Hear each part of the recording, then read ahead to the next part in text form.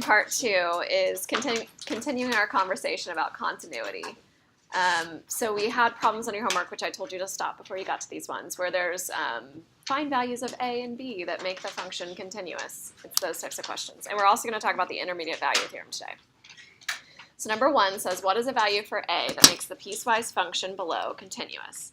So if you remember what a piecewise function looks like, a piecewise function is something where you have one thing coming in from one side, something else coming from the other side. You could have more pieces of it. So this would be like a piecewise function. Do we remember that? So what we want it to do is we want basically our ends to like match up. So we want, instead of having something here, we want to be able to put it from here to here so that they match up and it becomes a continuous function. Okay, so we're trying to find these numbers that make that work. Thank you. So in order for something to be continuous, do you guys remember the definition of continuous? The limit as x goes to equals f of a. That's what it means for something to be continuous. We need to keep that in the back of our mind. So in order for a limit to exist in general, we need the left hand and right hand limits to go to the same thing. So in this case, we're on the left and right of what number? What's our kind of important number? A, not A, 2, right, for on this problem, so we're at 2. So we're doing the limit as x goes to 2 from the left, and we want it to equal the limit as x goes to 2 from the right. And we want them to equal f of 2, right? So you could also say equals f of 2. We want all of that to work. So do we know what f of 2 is? That's the easy one. What's f of 2? No. 1. Man, I even said it was easy. All right, it's 1, right? You look here. So it's x is greater than or equal to 2. So we're like, oh, when is x equal to 2? We're using the bottom part of the function. So we're going to plug in 2 and we get 1. Okay? So that's what we're doing for like the left and right anyway. So if I look at my left, I'm going to use this top function. And so I'm going to have a times 2 squared plus 3. I'm allowed to just plug in because I don't have like a denominator that has x minus 2 or something in it. And then this other one is using our right-hand limit, and that's going to be 3 times 2 minus 5. Okay, that is the f of 2. So we get 1 equals 4a plus 3, and we can solve it out. So we end up getting a is equal to negative 1/2. That's our answer. So if a is equal to negative 1/2, then both of those pieces match up at the same y value, and we're good to go. It's a continuous function then. But sometimes I and the AP test is very tricky. So sometimes you have functions where maybe instead of saying f is x is less than 2 and x is greater than or equal to 2, maybe the second one says just greater than 2. Can that ever be a continuous function? No, why? It could be it's a piecewise function. There's no place where it's equal. There's no place where that filled in point is. So like this part of it, the f of 2, isn't even there. There's not a point at 2. Does that make sense? So there's no way that that could possibly be a continuous function. So don't let me trick you on things like that. All right, so number 2. So it says find the values for a and b that make the piecewise function below continuous. So now we have 2 values for x. Yeah, Adam? For like a piecewise function, I know you have to have like 2 lines going in like a different direction, but you don't have to. I mean, it could just complete another line. Like you could have a piecewise function where one side's like this, and then the other side like finishes that line. That could happen. But like those ones, so like it doesn't have to be like both, like one filled in circle and one non-filled in circle. Yeah. So if they were both filled in, that would be bad. So if you had a piecewise function where like this piece was filled in and this piece was filled in, it's not a function then because it doesn't pass the vertical line test. Okay, does that make sense? Now both of them, if they were both open, that's okay, but there's no way to take 2 open circles and put them on the same spot and have a continuous function. It would still just be a hole. Okay, so that's what I was kind of saying on that last one. Okay, so look at number 2. So what do we notice about number 2? What x value am I using? 2, 3. Yeah, I'm using 2 of them, right? This is a little bit different. And this is where students start to get a little confused because we're like, wait a second. There's 2 things that we're doing here. So I'm using x equals 2 for the first one.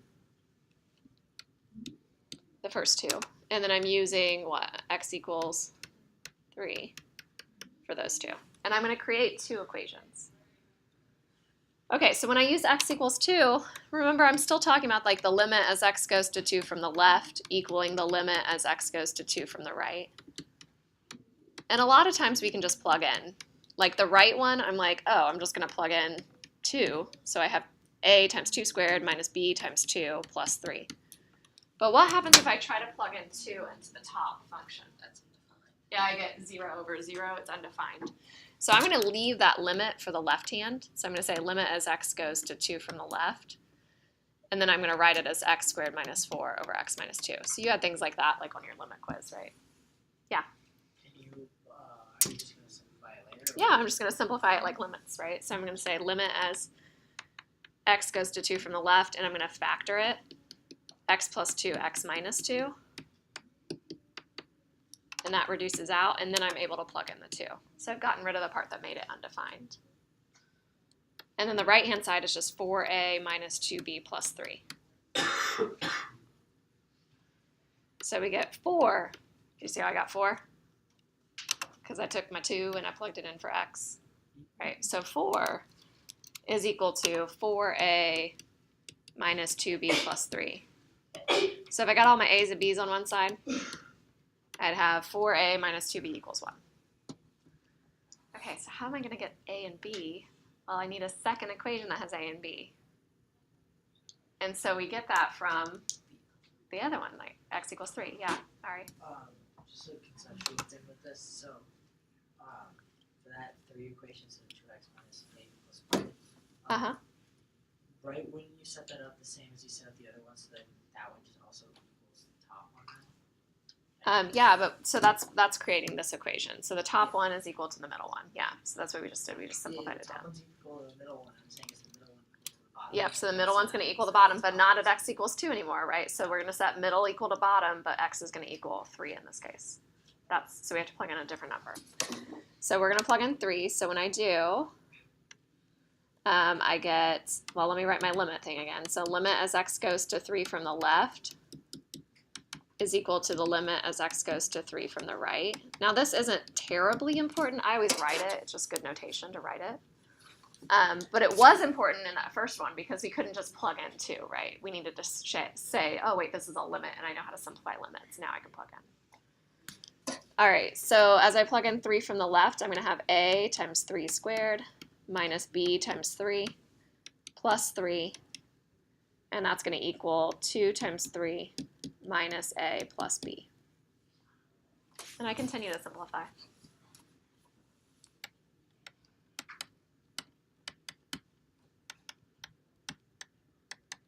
So we have 9 minus 3b plus 3 equals 6 minus a plus b. Then I'm going to get all my a's and b's on one side. So if I add the a over, I get 10a. If I subtract the b over, I get minus 4b. And if I subtract the 3 to the right-hand side, 6 minus 3 is 3. Makes sense. So now we have 2 equations with a and b. It's like the never-ending problems. So we have 4a minus 2b equals 1, and we have 10a minus 4b equals 3. So we do elimination by multiplying the bottom equation or top equation, doesn't matter. So I'm going to multiply the bottom equation by negative 2. So I get 10a minus 4b equals 3, and I have negative 8a plus 4b equals negative 2. Almost there. So we add straight down, so we get 2a equals 1. So a is equal to 1/2. And then I can plug into any other equation to get b. So I'm going to plug into the 1 equals 4a minus 2b. So I get 2, I subtract over, I get negative 1 equals negative 2b. I think b is also 1/2. So a equals 1/2 and b equals 1/2. Yeah, Leanna? So, for the problem, like the middle, the ax squared minus bx plus 3, Uh-huh. how do you use, like, x equals 3? Because, like, It's not like a filled-in one. greater than or equal to. Yeah, so it is part of a parabola, though, and it has like an open circle on each side, so between 2 and 3. We want that parabola to match up with that other line. So like this second line that we're drawing, like, or I guess that's the third equation, we want it to be adjusted so that it's like right there. So it fills it in. You can still use Yeah, so we're basically saying what was the height at 3 for that middle equation? Even though it's an open circle, what point would that have been? And then you set it equal to the other one. Okay? All right, so the intermediate value theorem. So this is a super, super important one. Another one that would be good for a flashcard.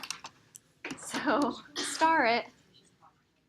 So when theorems have names, they're usually pretty important. This one we abbreviate by IVT, so the intermediate value theorem, IVT. All right, so here's the sketch. It's a super simple idea, but you have to know exactly how to use it. You have to be very specific, okay? So if I have two x values, a and b, and their heights, I don't know what their heights are. Let's say this one's here and this one's up here. So we have two heights, f of a and f of b. So let's say they were at a height of 5 and 12. All right, so if I'm up at a height of 5 and 12, I have to go through every single y value between 5 and 12, okay? So the important thing about this theorem is we always have to say that f is a continuous curve.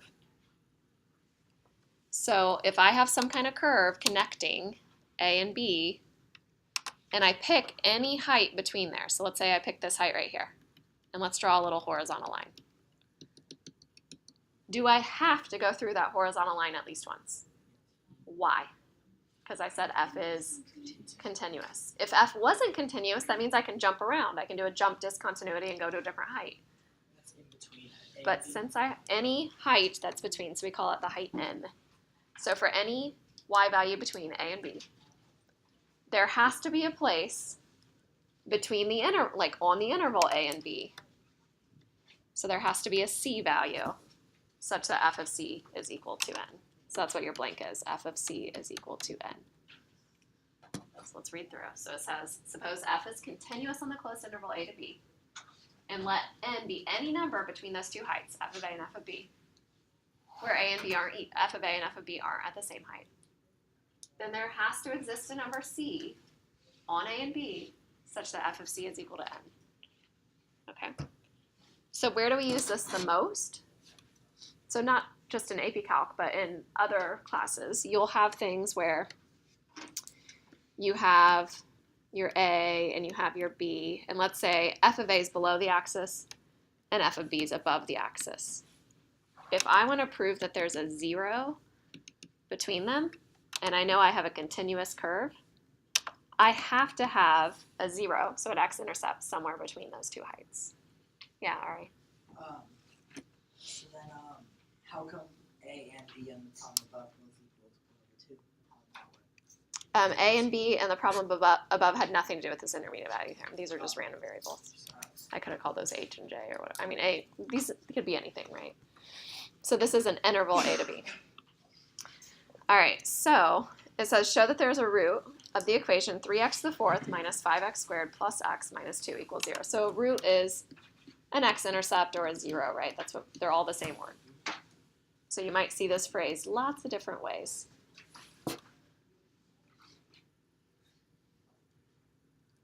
Okay. So in our intermediate value theorem, we first say things like f is a continuous function. Have I ever referred to f in this problem, though? I don't have f of x anywhere. So when you don't have f of x listed, you have to write it. So we're going to say let f of x equal 3x to the fourth minus 5x squared plus x minus 2. So I have to name the function. And I can call it f, g, h, whatever I want to call it. Then we look at the interval that we're given. So this is usually when you have an interval, that's kind of a clue. Ooh, maybe I should check the intermediate value theorem. Like on the AP test when you're like, what am I supposed to do on this problem? But if there's an interval, maybe check the endpoint, see what happens. So if I have f of negative 2 and f of negative 1, I'm going to plug those in to find each one.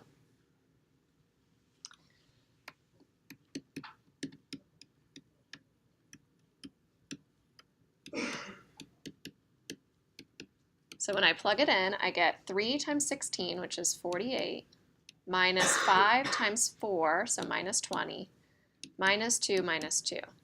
So I get 24. And f of negative 1 is 3 times negative 1 to the 4th minus 5 times negative 1 squared plus negative 1 minus 2. So I think there we get 5. Check it, but I just did it in the other class. I think it's 5. So 3 minus 5 is negative 2. Negative 5. Is that right? Negative 5? Yeah. Don't the parentheses of that interval mean that x can't equal negative 2? Yeah, so we're not, so she's asking, well, there's not actually points there, right? Because with the interval that I wrote, I didn't do like a closed bracket. That's okay, so there's not actually points there. Like it is open circles. But we have a continuous function, right? Why do I know it's continuous? Because they both have Nothing to height. give it a pole or a vertical asymptote. Yeah, there's no like whole or vertical asymptote. Do we see that? There's no like denominator, nothing where it's undefined, right? So we're good. Domain is all reals. Yeah, your domain is all reals, except on this interval, it's actually our domain is negative 2 to negative 1. That's what Ashley's kind of saying. She's like, wait, but there's nothing on the sides of this graph, right? So I agree. But f of x is continuous on that interval. Okay, and the reason is because it's a polynomial. So polynomials are always continuous everywhere. So we always say polynomials are smooth and continuous. I told you that before, right? And I said that they don't go like that. They're always like, woo. That's what polynomials look like. Okay? The smooth thing will come into play later when we talk about derivatives. All right, so anyway, so we have that one of them is greater than 0 and one of them is less than 0. So I'm a visual person. I always had to kind of see this when I was in school. If you want to sketch it out, you can. So at negative 2, we're way up here at 24. And at negative 1, we're at negative 5. But we know we have a continuous function between them. So we could have some kind of curve that comes through. Oh, that looked terrible. It looked vertical. I have mine too close, but whatever. You get what I'm saying. That connects those two. So it's crossing the x-axis somewhere between negative 2 and negative 1. It has to. So the things that we need to write is we need to define our function, which we did. And we need to say somewhere f is continuous. You could say on that interval, but since it's a polynomial, it's continuous everywhere, right? So we'll just say continuous. As long as you have that, and you show that we have one above and one below, or above or below whatever y value we're trying to find, so in this case 0. Nope. Then we can say, therefore, there is a 0. So we'll say, therefore, do you guys know how to write therefore? Like 3 little dots. What? Therefore, there is a value c on negative 2 to negative 1 where f of c is equal to 0 by the IVT. Let me say by the IVT. Is there a way to find out what that value is? Sure. I mean, you could solve the equation somehow. Like, you can do things by hand. It would be really messy. So you could do like P over Q, you know, the rational roots theorem, and go from there and try to find it. It would take a little bit. Or you could use your calculator and you could try to find the 0 on your calculator. So second trace 0, and round to 3 decimals. Okay. Do you want to know how you would write this in symbols if you were like going on and doing proofs in math? It would say, therefore, there exists C, which is an element of the interval negative 2 to negative 1, such that f of c is equal to 0. It's like a backward C and then like a funky This means E. there exists an element of such that. You guys could be fancy. You could just blow away the people grading your tests. They'd be like, oh my gosh, look, their teacher taught them all of these symbols too. That's amazing. Or not, or you can just write it out. What if they were like, what does that mean? They would know what it means. All right, so number 2. So use the IVT to verify. Oh, and after you do a proof, every time you do the end of a proof, you can draw a little box, and it means done, finished it, proved that's true. So if you draw a little box, I mean, they'd be like, ooh, look at them. All right, so use the IVT to verify that this has a 0 on 2 to 3. So if I want to verify using the IVT, I have to first talk about the function. Have I defined a function? It's in there, f of x equals x squared minus 7. I then need to say f is continuous. Is it continuous on that interval? Yeah, so let's write it. F is continuous. And I mark you off on your test if you don't do this. So f is continuous. And then if I'm using the IVT, I always look at my endpoints. So I'm like, well, what happens at f of 2 and f of 3? So f of 2 is 2 squared minus 7, which is negative 3. And f of 3 is 3 squared minus 7, which is 9 minus 7, so I get 2. I'm not sure. I think 3 zeros. Not 0. Zeros are when your f of x is equal to 0. So this is like trapping it, right? So if I was drawing the picture, don't draw this, but I would have 2 comma negative 3, and I'd have 3 comma 2. So what do we know? That it has to be between what two numbers? Between 2 and 3. Okay, so here's what I do when I say, so it says, then use the method of bisections. And then I put this on the test sometimes, and people are like, what's the method of bisections? What does bisect mean? Cut. In half, cut in half. So we're cutting this interval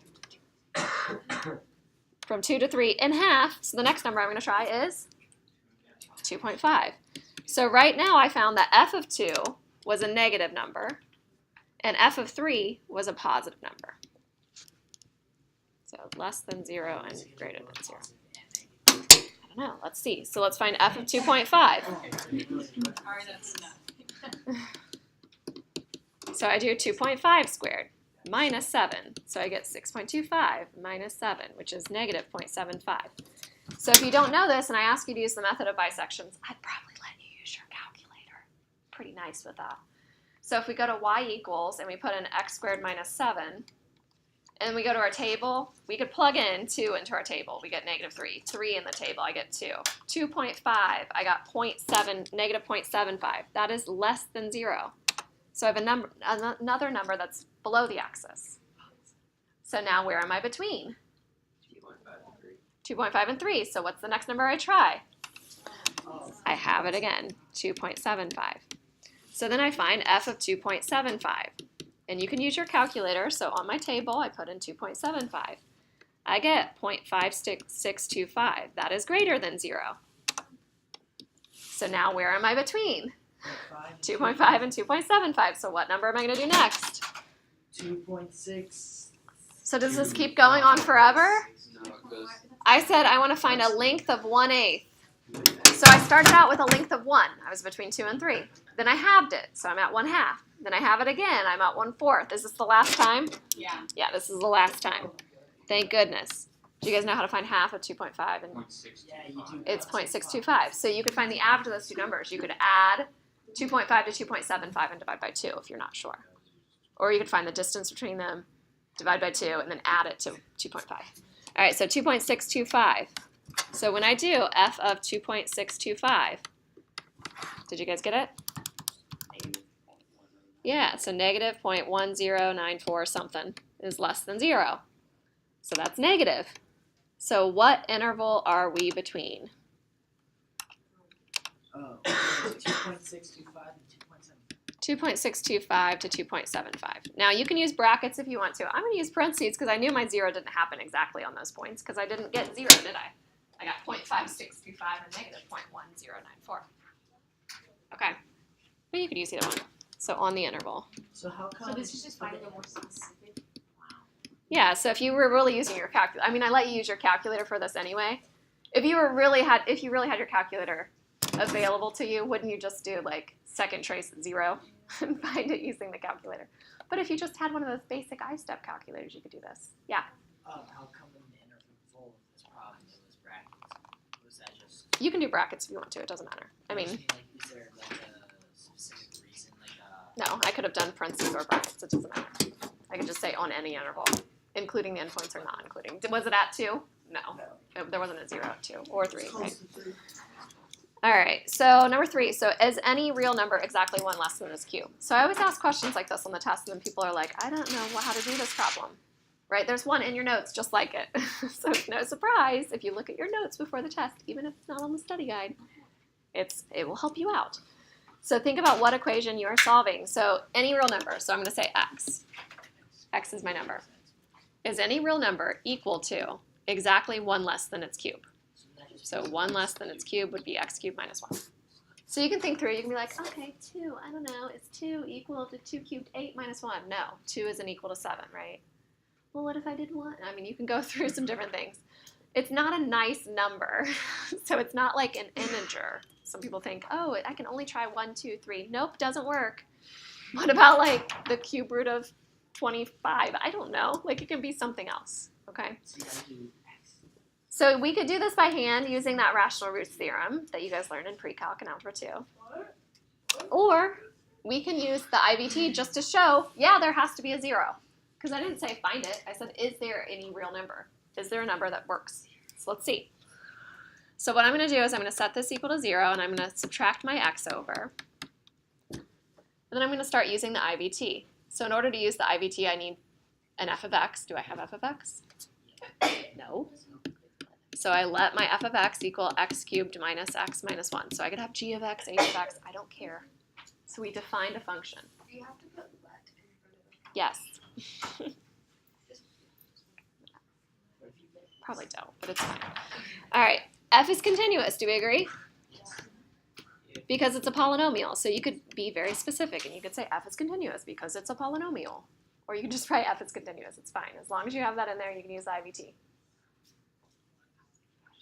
So we find f of, well, this time we don't have intervals. So let's try some numbers. So if I try 0, I get negative 1. If I try 1, I get 1 cubed minus 1 minus 1, which is negative 1 as well. If I try negative 1, I get negative 1 cubed minus a negative 1 minus 1. What do I get? Nope. I get negative 1 as well, because it's negative 1 plus 1 minus 1. So this is where my Algebra 2 students would be like, oh, f of 0 is negative 1. F of 1 is negative 1. F of negative 1 is negative 1. So that means that we must have this line. It looks like it. And I'm always like, why do I even teach parent functions?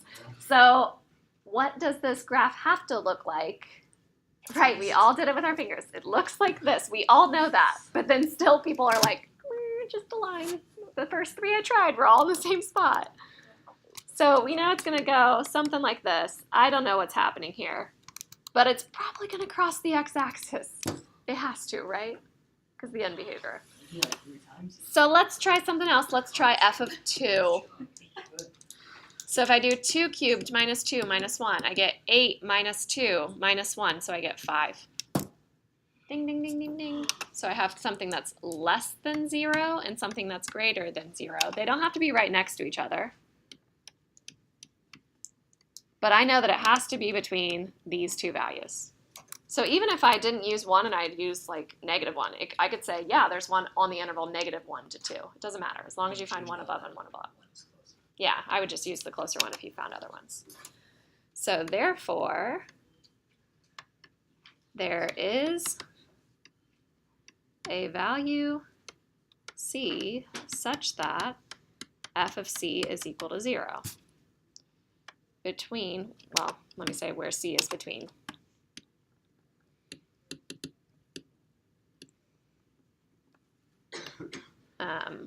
x equals 1 and x equals 2.